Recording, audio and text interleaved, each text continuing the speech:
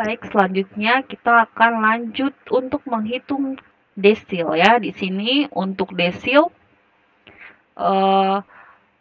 yang akan saya tunjukkan pertama yaitu untuk menghitung desil data tunggal. Misalkan di sini saya ingin menghitung desil ke-6 dan desil ke misalkan ke-8 ya, ke-8. Oke.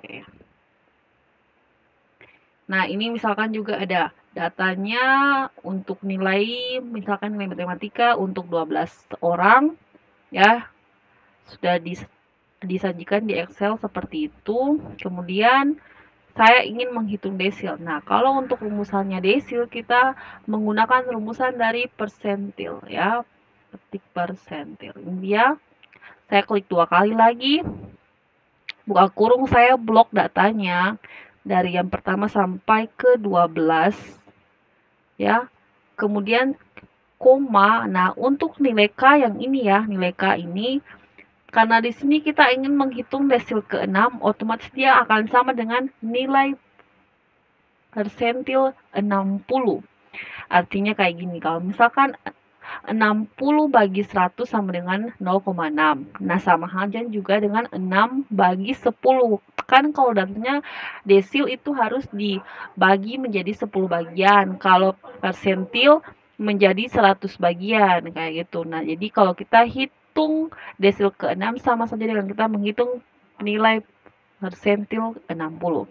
Jadi kemudian saya ketik koma lalu saya ketik 0,6 ya.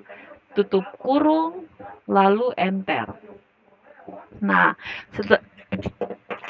setelah itu saya akan menghitung desil ke-8 ya. Untuk desil ke-8 sama juga dengan desil ke-6 ya. Di sini saya ketik sama dengan persentil. Dia klik 2 kali, kemudian saya blok lagi datanya. Nah, untuk desil ke-8 sama dengan nilai dari persentil ke-80. Saya ketik 80 bagi 100, oh sama dengan 0,8. Saya ketik di sini 0,8. Tutup kurung, lalu enter. Nah, itu tadi untuk desil yang datanya data tunggal ya. Bagaimana dengan desil data kelompok ya.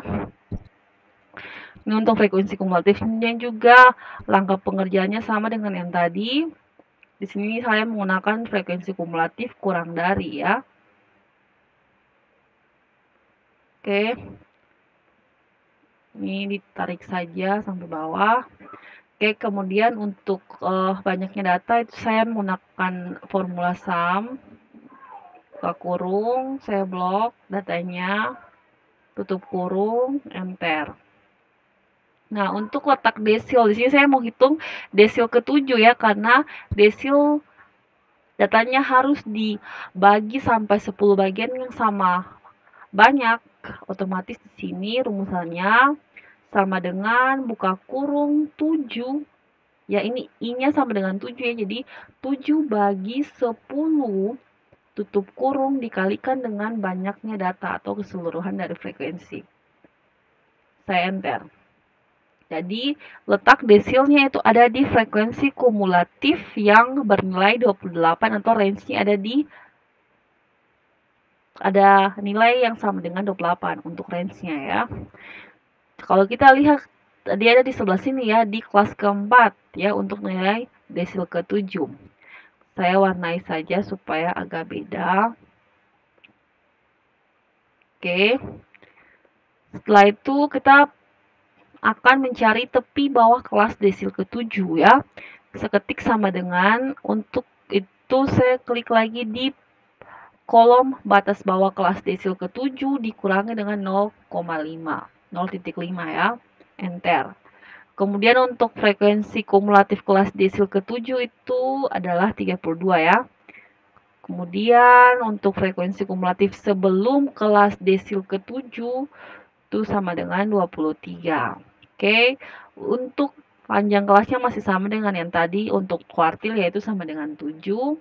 Kemudian setelah kita sudah mengetahui apa saja yang akan kita gunakan atau nilai-nilai yang akan kita gunakan di rumus desil, langsung saja kita masukkan ke rumusnya di sini ya. Kita ketik sama dengan tepi bawah kelas desil ke-7 akan dijumlahkan dengan, saya buka kurung 3 kali.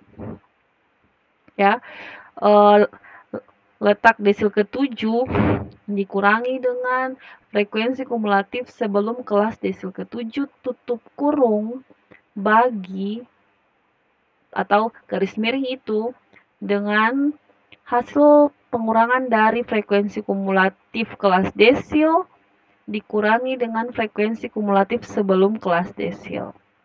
Tutup kurung satu kali lagi, kali dengan panjang kelas, atau kalau kita lihat di sini kolom K baris keempat ya. Untuk panjang kelas ini kita ketik saja K4 ya. Tutup kurung satu kali lagi, enter.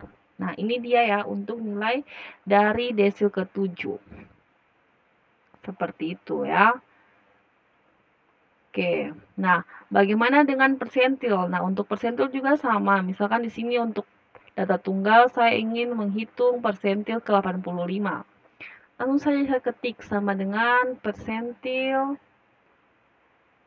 Oke, kalau saya blok datanya. Oke, saya koma kan 85 berarti 85 bagi 100. Oh, 0,85 atau 0,85.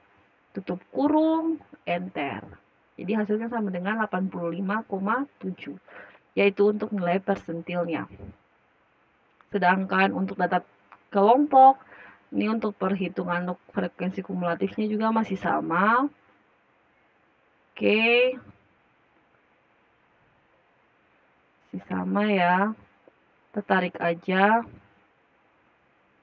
Oke, untuk jumlahan frekuensi juga masih sama, kita menggunakan formula sum.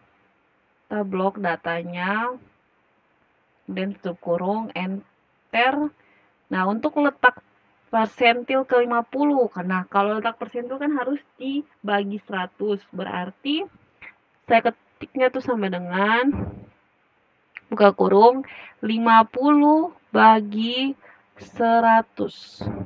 Oke, tutup kurung dikalikan dengan banyaknya data atau sama dengan F4. Tutup kurung, enter. Klik yes ya. Jadi untuk letak persentilnya tuh ada di frekuensi kumulatif dengan nilai 20 atau range-nya 20, berarti dia ada di sini ya. Untuk kelas kedua. Oke. Kemudian untuk tepi bawah kelas persentil 50 sama dengan 62 kurang 0,5. Saya langsung enter. 61,5. Kemudian untuk frekuensi kumulatif kelas persentil ke-50 itu adalah 21. Lalu frekuensi kumulatif sebelum kelas persentil 50 itu sama dengan 8. Oke. Lalu untuk panjang kelasnya masih sama, itu sama dengan 7. Nah, sampai sini langsung kita memasukkan ya apa-apa saja yang sudah kita ketahui ke rumusannya. Nah, itu saya ketik sama dengan tepi bawah kelas persentil 50 dijumlahkan dengan, saya buka kurung 3 kali. Hasil dari pengurangan antara letak persentil ke-50 dikurangi dengan frekuensi kumulatif sebelum kelas persentil, tutup kurung, bagi dengan buka kurung lagi. Hasil pengurangan frekuensi kumulatif kelas persentil dikurangi dengan frekuensi kumulatif sebelum kelas persentil.